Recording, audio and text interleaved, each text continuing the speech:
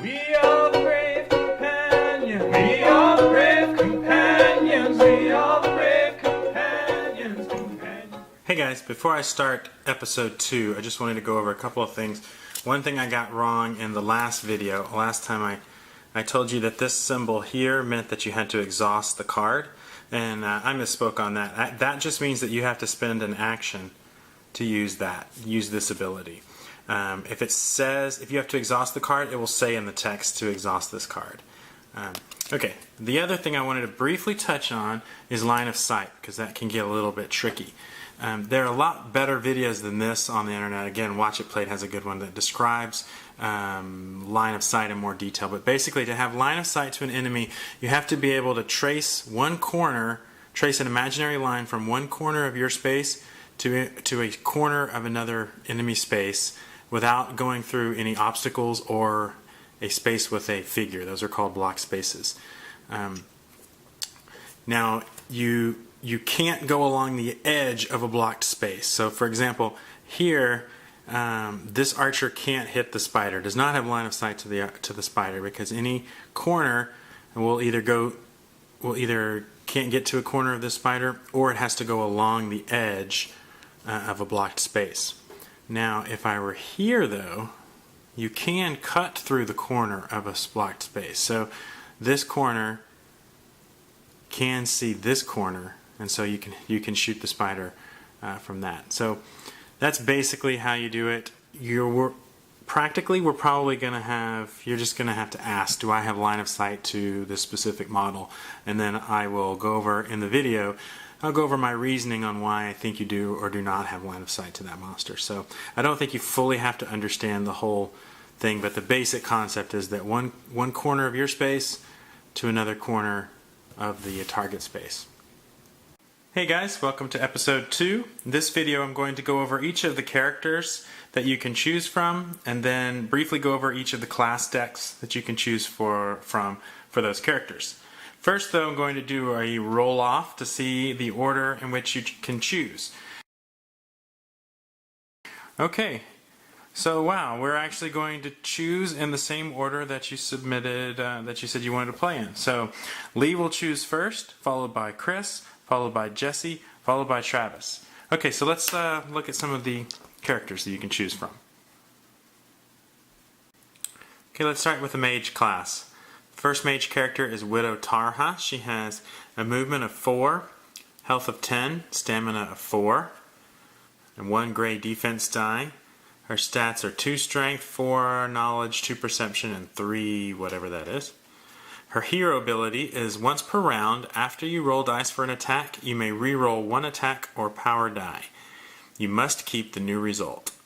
So she can re-roll 1 die for an attack. Her heroic feat cost an action. It says perform an attack. This attack affects 2 different monsters in your line of sight. 1 attack roll is made, but each monster rolls defense dice separately. Both monsters are considered targets of your attack. So she can basically attack 2 monsters with one attack. Now remember, she can only do that once per encounter. The second Mage character is Leoric of the book. He has 4 movement, 8 health, so a little bit less than Widow Tarha, and 5 stamina, a little bit more. He's got 1 gray defense die. He's only got 1 strength, but his knowledge is 5 and his perception is 3. So these 2 are a little less, these 2 are a little more. Oh, let's look at the right side. His heroic ability his hero ability is that each monster within 3 spaces of you receives -1 health on all attack rolls to a minimum of 1. So just by being close to you, monsters will roll less damage on attacks. His heroic feat, once per encounter, costs an action. Perform an attack with a magic weapon. This attack ignores range and targets each figure adjacent to you. 1 attack roll is made, but each figure rolls defense dice separately. So he could attack several monsters if they're adjacent with 1 single attack. So if you choose to play a Mage character, you can pick one of those, and then you get to pick either the Runemaster. Let's see if this will work. I'm having trouble focusing. The Runemaster or the Necromancer. So let's look at the Runemaster first. Runemaster starting cards are Arcane Bolt, which is a magic rune weapon, and it does rolls 1 blue, 1 yellow, and it's two-handed. And you can spend a surge on +1 range or Pierce 2. Pierce 2 means you get to ignore 2 shields rolled by the enemy. It's pretty good. He also gets a starting card of Runic Knowledge. When you have a magic or rune weapon equipped, each of your attacks gains spend a surge, suffer 1 fatigue to get +2 damage. So basically, you can boost up the damage of your Arcane Bolt if you spend fatigue. Let's see some of his other powers that you can purchase. Exploding Rune, perform an attack with a rune weapon and the attack gains Blast. Inscribe Rune, any weapon you equip gains the rune trait, so that's pretty cool. Runemaster, after you roll, or Ghost Armor, sorry, after you roll defense when attacked, use this card to add 1 shield to the results. So it gives you 1 shield all the time, that's nice. Runic Sorcery, perform an attack with a rune weapon. If this attack deals at least 1 damage, choose 1 condition, the target suffers a chosen condition, so you can add things to your attack. You also get Iron Will, Rune Mastery, Break the Rune, and then Quick Casting. If you have any questions on any of those, let me know and I can read those. Send those to you. Let's look at the Necromancer class. You get the Reaper's Scythe. It's a magic staff. Each time you defeat a monster with this weapon, you recover 1 health. You can also spend a surge to give it +1 range. It's a two-handed weapon and it rolls blue and yellow dice. You also get Raise Dead, so this costs a fatigue and an action, but you get to place your reanimate familiar token in a space adjacent to you. You can only control 1 reanimate at a time, and you may discard your reanimate token at any time during your turn. So it's basically raising a zombie. So that means, well, what's the zombie like? Well, you get the zombie card. It's called a reanimate. He's got a movement of 3, an attack of 4, and no shield dice, so no defense. This familiar is treated as a figure but cannot recover any amount of health. It may perform 1 attack action during its activation. Each attack made by this familiar gains spend a surge to get +1 damage. So he's got a blue and red ranged attack with the ability to boost up the damage by 1 with the surge. So that's pretty nice. The Necromancer can raise the reanimate and then you can move it around and attack with it.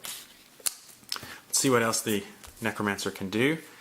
He's got Deadly Haste. Each time you suffer a fatigue to gain 1 movement point, you may then move your reanimate 1 space. Wow, so okay, if you move a space, you get to move a bonus space, you get to move your zombie 1. It's pretty good. Vampiric Blood adds 1 additional yellow power die to the reanimate's attack pool. Dark Pact. Basically, you can, when you suffer damage, you can have the reanimate suffer it instead. Undead Might. Reanimate gains 2 health. That's nice. Dying Command. When you or your reanimate defeats a monster, exhaust this card to test knowledge. If you fail, recover 1 stamina. If you pass, return that monster to the map, then move the monster up to its speed and perform an attack with it. Wow, that's nice. So once you kill a monster, you have a chance of giving that monster 1 last attack that you get to control. Very nice. Army of Death, Fury of Undeath, Corpse Blast. That's pretty cool. Perform an attack targeting your reanimate space with a magic weapon. The attack gains blast. You do not need range or line of sight to the space. After the attack is resolved, the reanimate is defeated. So basically you can use your reanimate like a corpse bomb. Pretty neat. Alright, so that's the Mage class. Okay, let's look at the Healer archetype. The first one we'll look at is Ashrian. Looks like an elf. I can't tell if it's a he or a she. It's got a movement of 5, health of 10, stamina of 4, a defense 1 gray die.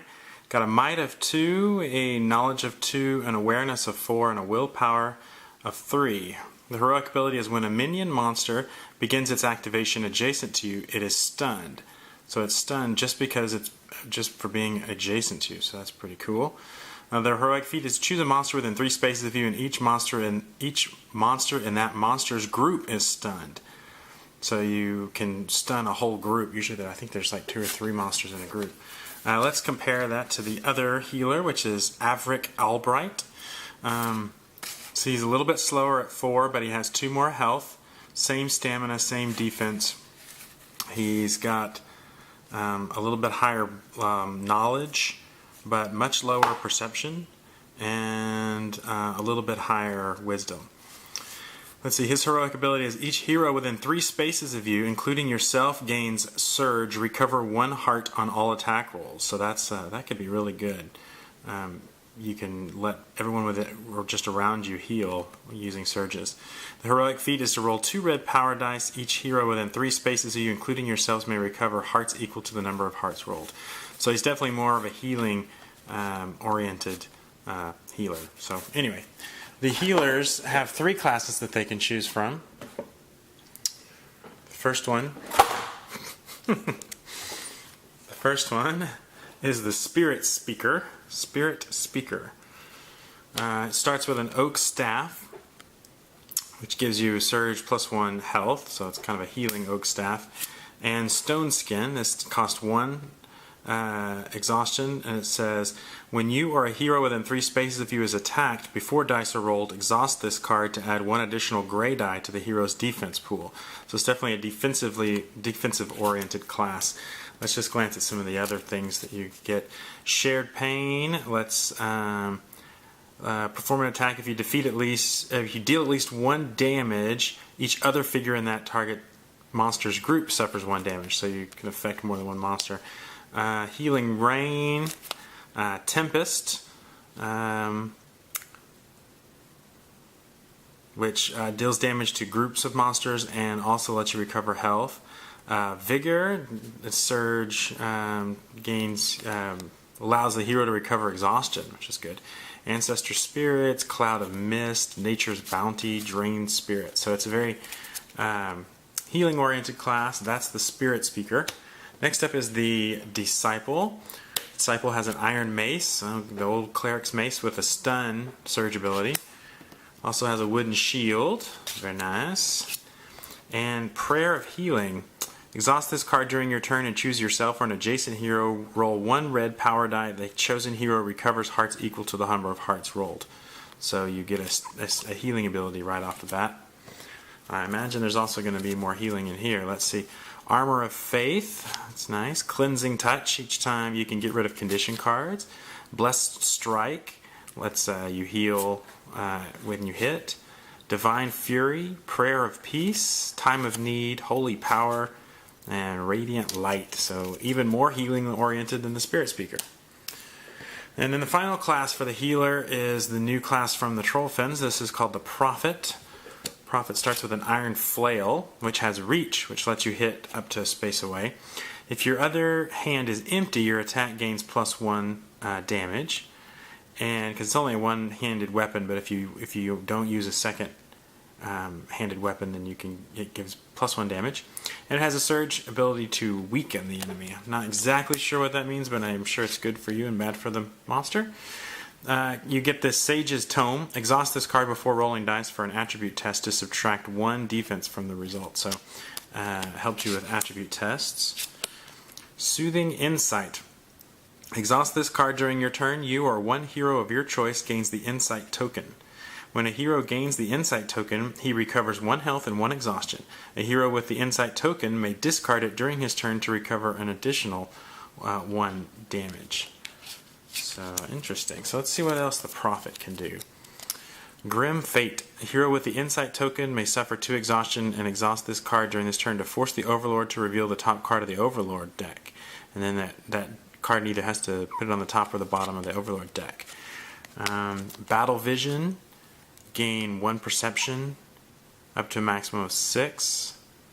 And then it also does that Insight token. So I guess it uses that Insight token to give various abilities to different heroes, not just yourself. So that's kind of interesting. Forewarning, All-Seeing. Exhaust this card when the Insight token is discarded. Another hero of your choice gains the Insight token. Lifeline, Victory Foretold, Omniscience, and Focused Insights. Okay, so those are the healer classes. Spiritspeaker, Disciple, and Prophet. Okay, next up is the Rogue archetype. This has 3 heroes. The first one is one of the new Trollfens heroes. This is called Roganna the Shade. Looks like another elf, and this one's definitely female. She's got a movement of 5, which is good. Health of only 10, stamina of 4, defense of 1, gray die.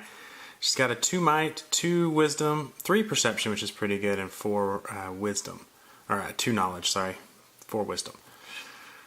Her hero ability, each of your attacks targeting a monster that is not adjacent to any other hero gains +1 health.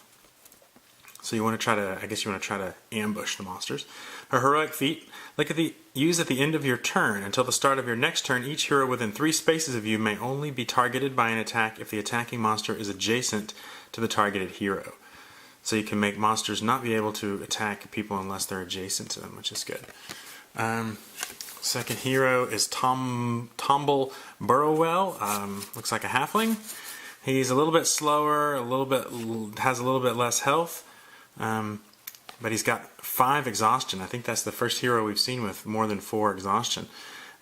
Same defense. He's only got 1 might and 2 knowledge, but he's got a 3 wisdom and a 5 perception. Very perceptive.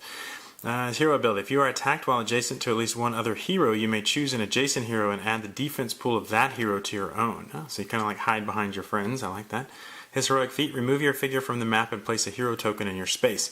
At the start of your next turn, place your figure in any empty space within 4 spaces of your hero token. So you basically can hide, I guess, and move. And finally, the third hero, Jain, I guess? Jain? I don't know. Fairwood. Got a movement of 5, very good. Health of only 8, another stamina of 5, and a same defense. She's got a 2 might, 3 knowledge, 2 wisdom, and a 4 perception. So she's pretty comparable, I guess. Her heroic feat. When you suffer any amount of damage from an attack, you may choose to suffer some or all of that amount as exhaustion instead, or fatigue instead. You cannot suffer fatigue in excess of your stamina. Her heroic feat, you may move double your speed and perform an attack. This attack may be performed before, after, or during the movement. Okay, so she's more of like a ranger type character, I would think. So let's look at the classes. There's 3 classes for this. The first one is the Wildlander. Comes with a U short bow with a surge of +2 range and a surge of +1 damage. And also Nimble. Each time a monster moves into a space adjacent to you, you may use this card to move 1 space. Then the monster may continue its activation. So you basically can move out of the way. Some of the other class cards in the deck. Eagle Eyes. Figures do not block your line of sight. That's nice. Exhaust this. This is Danger Sense. Exhaust this card to force the Overlord to discard 1 Overlord card from his hand at random. That's nice. Accurate, helps with your bow. First Strike, Fleet of Foot, Bow Mastery, Black Arrow, Running Shot. So very archery focused, the Wildlander. Next up is the Thief. The Thief has Throwing Knives. When attacking an adjacent monster, it gets +1 damage and it's got a surge effect of +1 range. The Thief has a Lucky Charm. Exhaust this card to reroll an attribute test. You must keep the new result. And Greedy. You can spend an exhaustion or a fatigue and an action to search a search token within 3 spaces of you. So that's good. Usually you have to be adjacent to a token to search it. So let's see what else the Thief gets or can get. Appraisal. After you draw a search card, you can discard it to draw a new search card. That's nice. Sneaky, Tumble, Unseen, Caltrops, Lurk, Bushwhack, and Dirty Tricks. So all good thieving type stuff. And the last class for the Rogue is called the Stalker. This is a new class from the Trollfens. You get a Hunting Knife, which has a surge effect of +1 damage and a surge effect of Recover 1 stamina. That's nice. Or fatigue. I keep calling them different things. I don't know what the actual name is. You also get a Black Widow's Web. This is, I think this is it's like a ranged attack, but you have a surge effect of Immobilize and a surge effect of +1 damage, and it uses this new green die that came with the Trollfens. So it's like a net. Then you get the set Trap. Exhaust this card to place one trap token in an empty space adjacent to you. While you are adjacent to a trap token, each of your attacks gains +1 damage. If a monster enters a space adjacent to a trap token, discard the trap token from the map, and that monster suffers +1 damage. Wow, that's nice. If you could put that in a kind of a bottleneck area, you could really do some damage to the monsters. Okay, so that's the 3: Wildlander, Thief, and Stalker. And finally we have the warriors. First warrior is a new Trollfens hero. He's a dwarf. His name's Augur Grisom. Oh shoot, you know, I put him in the wrong one. He's actually a healer. Sorry about that, guys. He is a healer, yeah. So he's got a movement of 3, health of 12, stamina of 5, another stamina of 5. He's got a might of 4, knowledge of 2, perception of 2, and a wisdom of 3. So he's got a very strong might for, well, he's a dwarf. So, okay, his ability: each hero within 3 spaces of you gains, each time a monster misses or deals no damage on an attack targeting you, recover 1 health. So wow, every time, so anyone within 3 spaces of you, when a monster misses or doesn't do damage, you get that hero gets to regain health. So very nice. His heroic feat: used during your turn, each hero in your line of sight recovers 2 health and 2 stamina. Wow, that is really nice. Okay, so sorry about that. He's actually a blue one. Just to refresh your memory, the other 2 blue ones were Ashrian and Avric Albright. So if you want to be a healer, these are your 3 choices. Alright, now let's get to the warriors. Sorry about that. I guess he just looked so tough. He just looked like a warrior. The first warrior is Grisbane the Thirsty, another dwarf. He's got a movement of 3, health of 14, lots of health, 4 stamina, 1 gray defense die. He's got a might of 5, a knowledge of 2, wisdom of 3, but a perception of only 1. Not very perceptive. His hero ability: each time you recover fatigue from performing a rest action, you may also discard 1 condition card from yourself. So that dwarven constitution there. His heroic feat is used during your turn to perform 1 attack action. This is in addition to your 2 actions on your turn. So wow, he gets an extra attack once per encounter. The other warrior is an elf, Syndrael. He's a little bit faster. He's got a 4, but he's he doesn't have as much health. He's only got 12, stamina of only 4, and a defense die of 1 gray die. He's got a might of 4, knowledge of 3, perception of 2, and a wisdom of 2. His heroic ability is: if you have not moved during this turn, you recover 2 stamina at the end of your turn. So wow, that's good. He doesn't have to do anything. As long as he doesn't move, he can heal up some of his stamina. Heroic feat: used during your turn to choose a hero within 3 spaces of you. You and that hero may each immediately perform a move action. This is in addition to the 2 actions each hero receives on his turn. Very nice. So those are your 2 warriors. Let's look at the classes. The first class is called the Beserker. I think we kind of looked at this earlier. You get a Great Axe, chipped Great Axe, and also this Rage ability, which lets you perform an attack with a melee weapon and get +1 damage. Some of the other abilities: counterattack, Brute, you gain +4 health. That's nice. Cripple, exhaust this card during your turn to choose a monster adjacent to you and test might. If you pass, the monster is immobilized. Very nice. Whirlwind, Weapon Mastery, Charge, Death Rage, and Execute. Execute says when performing an attack with a melee weapon after the dice are rolled, exhaust this card to gain +X health, where X is the amount of stamina suffered to use this skill. So wow, you could do some. You could really do some damage with that. All right, so that's the Beserker, and the last one is the Knight. You get this iron long sword, which we've seen. You also get this wooden shield, which you've seen, and you get Oath of Honor. This takes an action. You choose another hero within 3 spaces of you as a monster adjacent to him. Place your hero figure in the closest empty space adjacent to the monster and perform an attack with a melee weapon against that monster. So you get to move close to help out one of your buddies and do a melee attack on him. Let's see what some of the other Knight stuff. Stalwart, you gain +2 health. Advance, Inspiration, Shield Slam, defensive training, guard, challenge, and defend. So yeah, it's all about defending your buddies, helping out. Okay, so those are the heroes and the classes available. So I need you to make your choices. I'd like to have a balanced party with some from, with not too many from the same type. But you know, we're going against each other. So if you guys want to make, you know, an all healing party, then you know, if you really want to do that, feel free. So put your comments, put your choices in the comments. If you have any questions, let me know. I can read you specific cards or whatever if you're curious about those. So until next time, catch you later.